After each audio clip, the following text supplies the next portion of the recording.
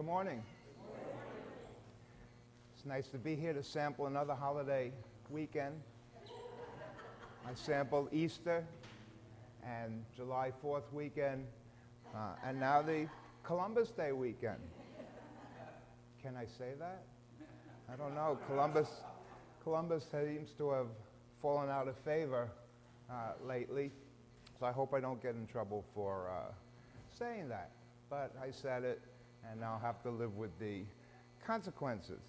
At any rate, it's great to be here again. Now, I'm speaking this morning on the power of enthusiasm.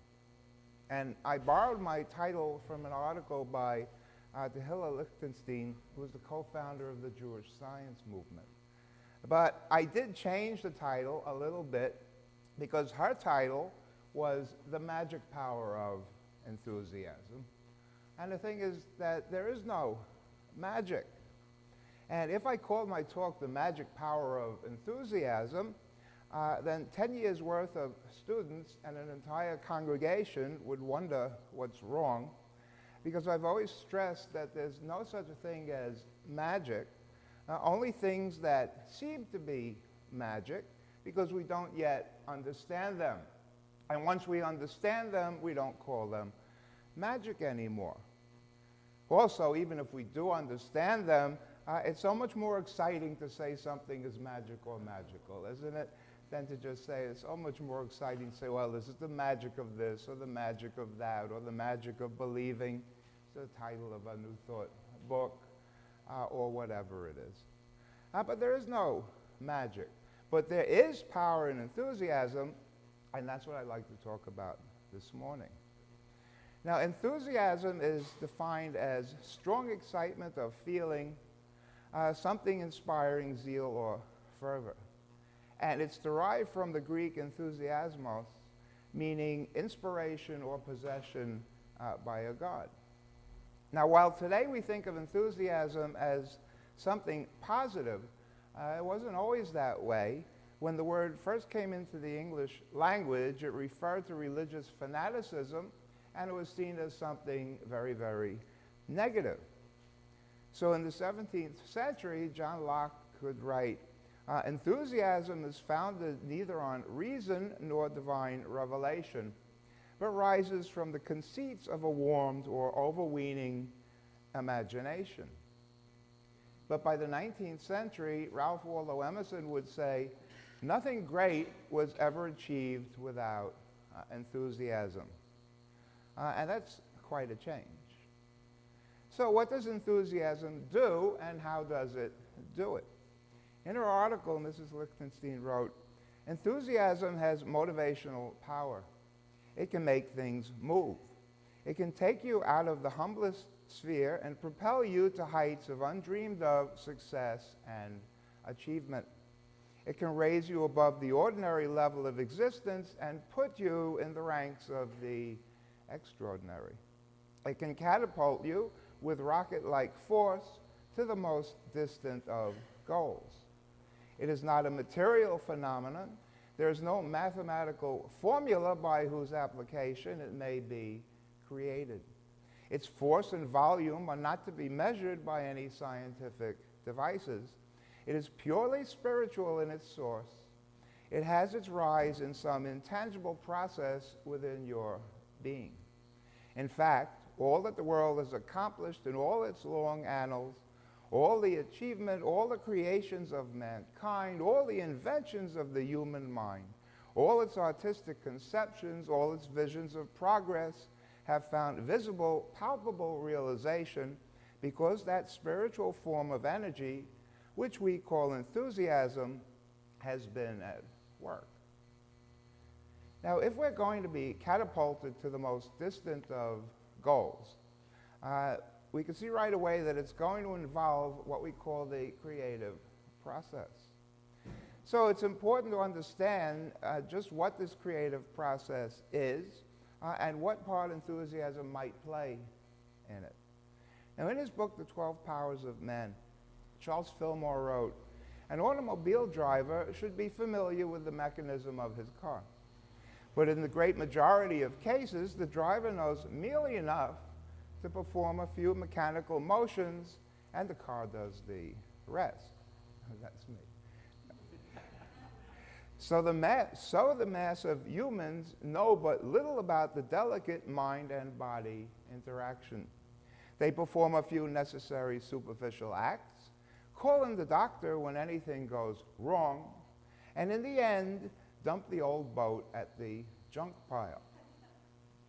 So before we dump the old boat at the junk pile, we should at least try to understand something about how life really works. And to do this, we can start with some Hindu folklore. Because there's a legend in Hindu folklore about a king who was stricken with amnesia. He became oblivious of his position as well as his surroundings. He forgot his past as well as his present glory. His palace appeared to him like an ordinary house, and his scepter just a staff. One day he found himself in the middle of a terrible problem and decided to go seek the aid of the king of his land to help him extricate himself from the difficulty, but he couldn't find the king, for he was the king himself. Now this sounds a lot like us. We've somehow forgotten who and what we really are, and then go rushing around here and there looking for answers when the answers are already within us. See, because the divine is already within each one of us. And everything we need for a greater expression of life is already within each one of us. Now, Dr. Ernest Holmes liked the expression, there is a power in the universe greater than you are, and you can use it. And this power is already in us. This is true because this power is the originating power that created everything out of itself. Now, when we understand this, we'll understand who and what we really are, why life works the way it does, and how we can cooperate with it, and then we'll no longer be like the king who forgot that he was a king. Now, we are individualized expressions of God. And because this is what we are, the same creative process takes place in our own personal worlds as takes place on a universal level. And this is what we call the law of mind that corresponds to our thought and then creates something from it. We have the freedom to choose, and we can use that freedom to create good in our lives through the ideas that we choose to accept and embody. See, because we exist in a spiritual universe, a perfect spiritual universe that we can experience by means of our thought through our cooperation with life. And so these are the basic ideas that we work with. But to be of any use to us, we have to apply them, and we apply them by doing 4 things. The first is using some method to change our consciousness. And this could be affirmative prayer, it could be affirmations, it could be whatever way you prefer to work. And 2, watching our point of attention and where it's going. And 3, watching our thought throughout the day. And finally, 4, being ready for results, recognizing when they happen and accepting them. Now, our consciousness determines our experience. We're a mixture of subconscious mind patterns outpicturing as our experience. And this means that all thought is creative. And so, recognizing this, we use some form of affirmative prayer or affirmation to change our consciousness. Now, whatever the method, what we're doing is replacing old subconscious thought patterns with new ones, then nurturing them and allowing the law of mind to bring them into our experience. And next, we watch our point of attention. And this is simply what we're thinking about. It's what we're interested in. And at any particular time, our point of attention is centered on the positive or the negative. And it's always moving. It's always going somewhere. It's either moving in a positive direction or a negative one.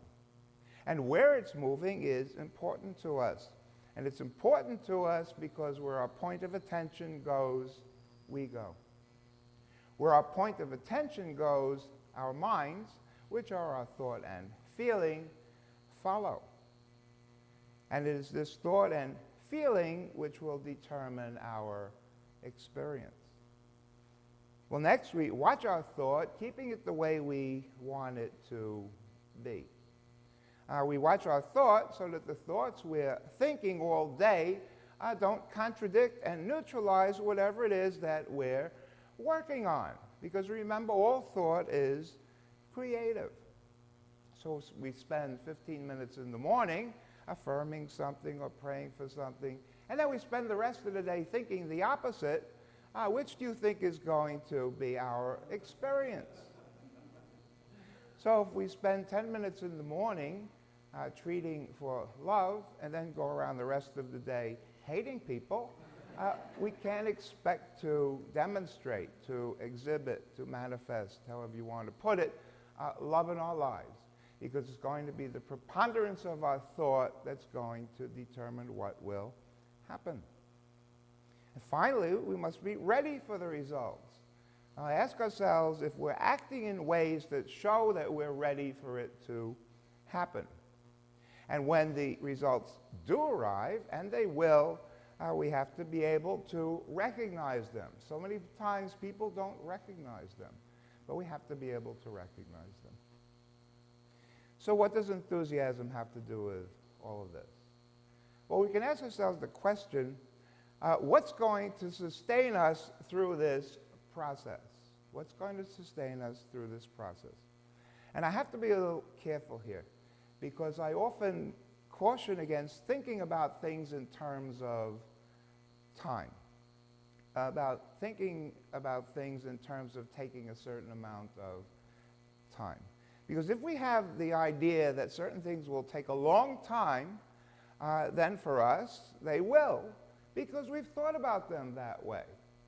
And we've created this situation where it will take a long time, when there's nothing intrinsic in it that will take a long time. And you know all the things they say. Oh, well, it takes a long time to get a job. It takes a long time to find a relationship. It takes 7 days to get over a cold, and so on and so forth. But actually, things happen when we've attained the consciousness of those things. Things happen when we've attained the consciousness of those things, no sooner and no later. All right, having said that, but let's say that on Monday we make our affirmative prayers to be catapulted to the most distant of goals. Well, Tuesday arrives and it hasn't happened yet. So what do we do? What do we do then? Do we give up and forget the whole thing? Some people do. You understand, some people actually do, and that's very sad. And what happens is you never see them again. They say, well, this whole thing doesn't work. Look, the whole day has gone by and this thing hasn't happened. No, we don't give up. We continue our spiritual work. Dr. Holmes wrote the treatment, which is the affirmative prayer, the affirmation, whatever you're using, says the treatment should be repeated daily until a healing takes place. If it takes 5 minutes, 5 hours, 5 days, or 5 years, the treatment must be kept up until a healing is accomplished. This is the only method we know. Now, assuming for a moment that all of our demonstrations aren't going to be instantaneous, and we're beginning a process that might take 5 days, 5 months, or 5 years, well, what's going to sustain us through all of it? What will enable us to maintain interest in it, to maintain that excitement about it, to keep us from wandering away from it and giving up? Well, this is where enthusiasm enters the picture. See, I believe that enthusiasm has a similar role in the creative process as that ascribed by Thomas Troward to the will. And in the Edinburgh Lectures on Mental Science, he wrote, "The will has much the same place in our mental machinery that the tool holder has in a power lathe. It is not the power, but it keeps the mental faculties in that position relatively to the power which enables it to do the desired work." And so the will holds our new idea in place long enough for the law of mind to produce it in our lives. Similarly, enthusiasm inspires us to continue our spiritual work long enough for the law of mind to produce the new idea in our lives. And so I'm going to close with this quote from an early 20th century New Thought leader and teacher. Her name was Julia Seton. Now, I guess I could have found something less than 100 years old. This quote is about 100 years old. But I think they did it better back then. I'm sorry. I just feel that for the most part, they did New Thought so much better back in those days.